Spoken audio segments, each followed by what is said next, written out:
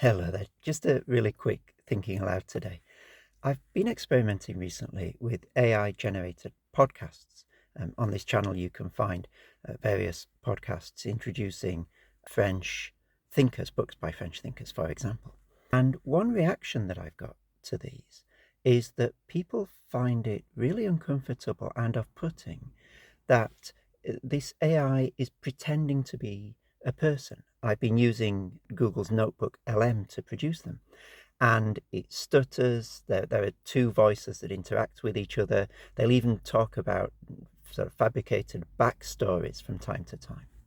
And I've been surprised, if I'm honest, about how off-putting this has been to people. One person who I asked for feedback about the project said that they were disgusted by the idea of the AI presenting itself as a person. And I've been thinking about this, and in relation to my project, but in relation also to AI more broadly. And there are two thoughts I have about this. And the first is that I wonder if this sort of fabricated performative speech is quite so unusual as we think it is. So when the AI says, as I was making a coffee this morning, as one of my podcasts that I did recently, we think, of course you weren't. But what about the marketing emails that we receive? I unsubscribed from a particular streaming service recently, and I received this email, and it really struck me at the time, that said, "We are sorry to see you go." And I had two thoughts about that. The first one was, who is the we? The email was almost certainly curated as a general email by a certain person reporting to a certain boss, but it presents itself as the we of the company, some sort of corporate, incorporated agency. It goes all the way back to Thomas Hobbes and the idea of personation, and the idea that a collective can have a personality. But there is no person who is sorry to see me go. And the second thought I had was, what do you mean by sorry? When you have your board meetings, you don't get out your handkerchiefs and say, we are so cut up about the people who are leaving us. We're incredibly sorry about that. You're looking at your profit margins and you're acting like a business. Sorry is not the right word. So that language was utterly disingenuous. There is no we and there is no sorry.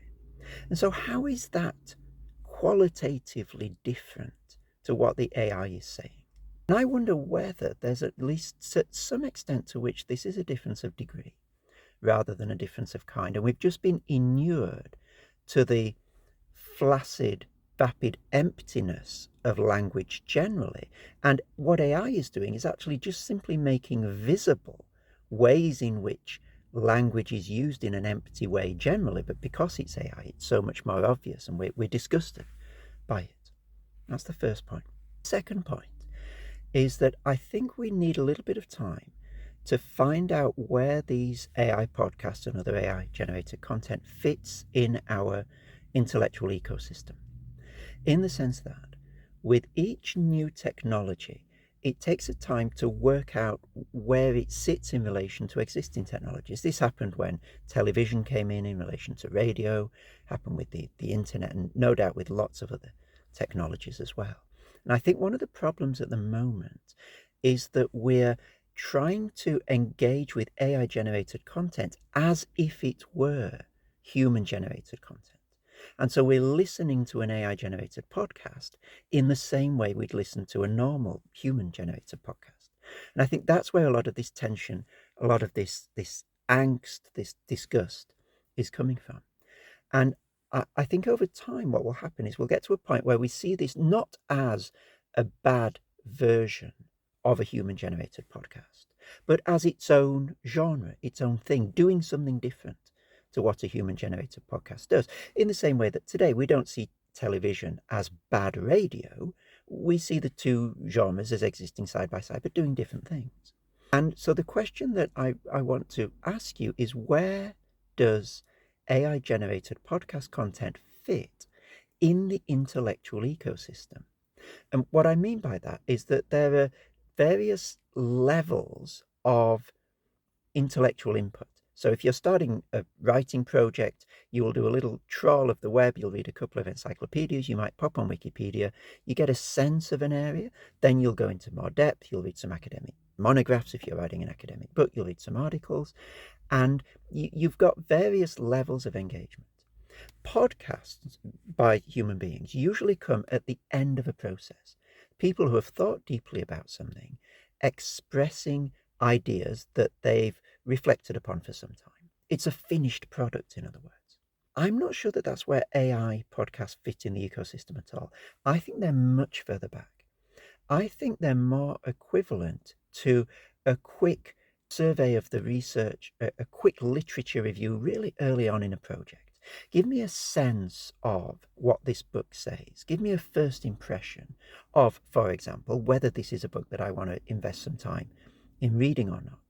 And I think if we put the AI-generated content there in our ecosystem as the equivalent of either a quick search by ourselves, or if we're academics, something that a research assistant might pull together in an afternoon to give you a sense of the lie of the land in a particular area, I think there are much fewer problems with that than if we try to compare them to finished articles or finished podcasts.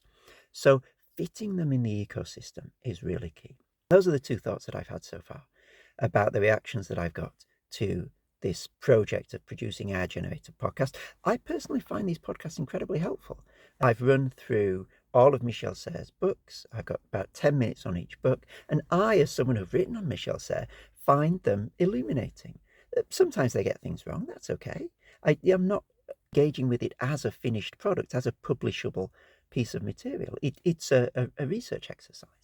And I'm working through Catherine Malibu at the moment. I've done some on another channel on C.S. Lewis and G.K. Chesterton, and I've gained a lot from them. And there are insights from them that I've gone away and looked at in more detail and then incorporated into things that I've written. And so I've found a place where, for me, they fit in the ecosystem.